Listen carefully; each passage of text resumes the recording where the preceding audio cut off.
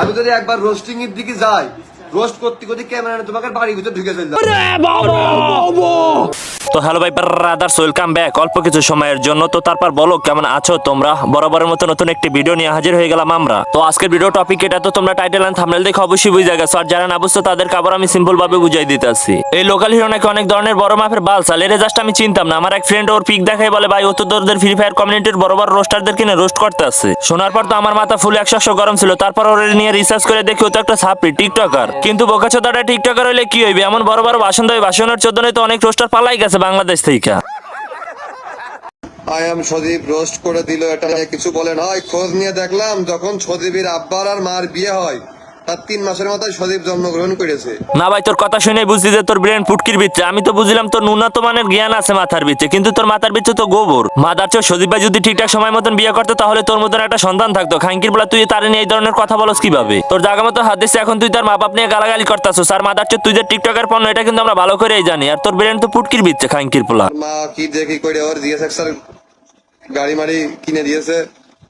খোঁজ দিকে মানে আদর্শ চলে যাবে না, থাকার মাপ করে দাও। আরে খাঙ্কির ছেলে বলে কি? আরে মাদারচো সদীপ ভাই যেই সময় থেকে কন্টেন্ট ক্রিয়েট শুরু করে তখন তুই ফটোস নাই খাঙ্কির পোলা, তাহলে তারে নিয়ে উল্টাপুল্টা কথা বলস কিভাবে? আর তুই যে প্রতিতলার পর এটাও কিন্তু আমরা জানি। মানুষটা নিয়ে উল্টাপুল্টা কথা বলার আগে তাকে নিয়ে রিসার্চ করিস। আর তোর তো জ্ঞান নাই, তাহলে তুই কিভাবে রিসার্চ করবি খাঙ্কির ছেলে?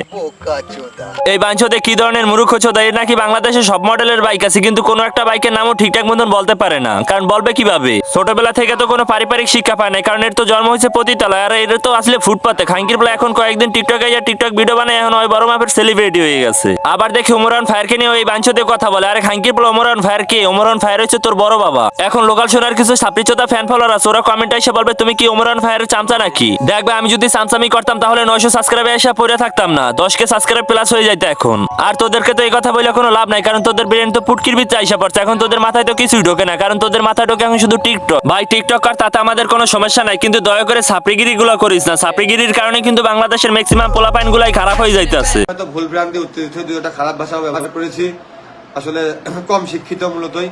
তো আপনারা সবকিছুই ক্ষমা সুন্দর দৃষ্টিতে দেখবেন। ভাই তুই যদি ওমরান ফায়ার আর আইএম সজীবের পাও ধরে মাপসাস তাও তুই তাদের কাছে ক্ষমা পাবি না, কারণ তুই তো তাদের মা বাবাকে নিয়ে গালাগালি করছস। দেখ আমরা হলাম রোস্টার, তুই একটা ভুল করছস, সেটা আমরা ধরাই দিতে গেছি। তার জন্য তুই আইএম সজীবের মা বাপরে কিভাবে গালাগালি করতে পারোস? প্রথম তো আইএম সজীব ভাই তোর মা বাপরে নিয়ে কোনো গালাগালি করে নাই। তুই তো লাইভে এসে আইএম সজীবের মা বাপরে নিয়ে উল্টাপুল্টা কথা বলছস। আবার তুই বলস রোস্টিং করলে নাকি তুই বলে ক্যামেরা নিয়ে মানুষের বাড়ির ভিতরে ভিতরে ঢুইকা যাইতি। আরে ভাই রোস্টিং করতে হলে আইকিউ লাগে, তোর মাথায় তো কোনো আইকিউ নাই।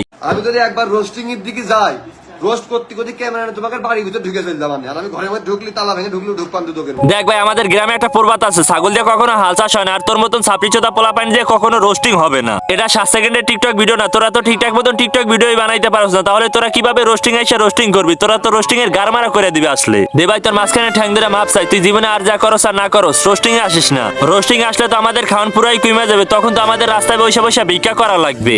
2 দিন হলো 4 দিন গেম খেলে ভাত ভিক্ষা হয়নি, 5 দিনের দিন এর নামে গালাগালি করতে এসে $40 জন্য গালাগালি এরা করে। মূর্খের বাচ্চার কথা শুনছো, আমরা নাকি ডলারের জন্য গালাগালি করি। আর মাদারচোদ তুই কিরিঞ্জগিরি করবি, আর ওগুলার প্রতিবাদ করতে গেলে আমরা ডলারের জন্য গালাগালি করি। আর তুই গেমের কথা বলছ, আমরা যেসব গেম খেলা শুরু করছি তখন তুই ফটোস নাই খাঙ্কির পোলা। আর ফ্রি ফায়ার তুই বানান করতে পারবি মাদারচোদ? আরে বোকাচোদার বাচ্চা, ফ্রি ফায়ার গেমিং আইডিতে যত লাখ টাকা খুয়াইছি তত লাখ টাকা দিয়ে তোর মতন পোলা 5 বার করে কেনা যাইতো খাঙ্কির পোলা। আর যদি 20 বছর ইউটিউবিং করি তাও আমরা ফ্রি ফায়ার গেমিং আইডিতে যত লাখ টাকা খুয়াইছি তত লাখ টাকা উঠাইতে পারবো না বোকাচোদার বাচ্চা। রোস্টার হিসেবে আমি চিনি হচ্ছে যে আমাদের কেএস কিবরিয়া, আমাদের ফারাবি। আরে বকছো যাদেরকে তুই রোস্টার বলো, ওরা কি রোস্টার? ফারাবি আর কিবরিয়া তো একটা দালাল, ওরা তো টাকা নিয়ে মানুষের রোস্ট করে। আমি বুঝলাম না রাসেল ভাই আপনি কাকে নিয়ে কথা বলতে আছেন আমাকে? রোস্টার আর দালালের বিচে যে পার্থক্য বোঝেন, ওর মাথায় তো কোনো আইকিউই নাই। কেএস কিবরিয়ার আর ফারাবির তুলনা করে আমাদের সাথে, ওরা তো মানুষের টাকা নিয়ে রোস্ট করে। আর বোকাচোদা তুই তো একটা বোকাচোদা, আর তোর নিয়ে কথা বলবো কি? আর মাদারচোদ। তো আজকের মতো বিদায় নিচ্ছি প্রিয়। ভিডিওটা ভালো লাগলে লাইক করে দিও, আর চ্যানেল নতুন হলে সাবস্ক্রাইব করতে বলো না। তো সবাই সুস্থ থাকো, ভালো থাকো, আল্লাহ হাফেজ।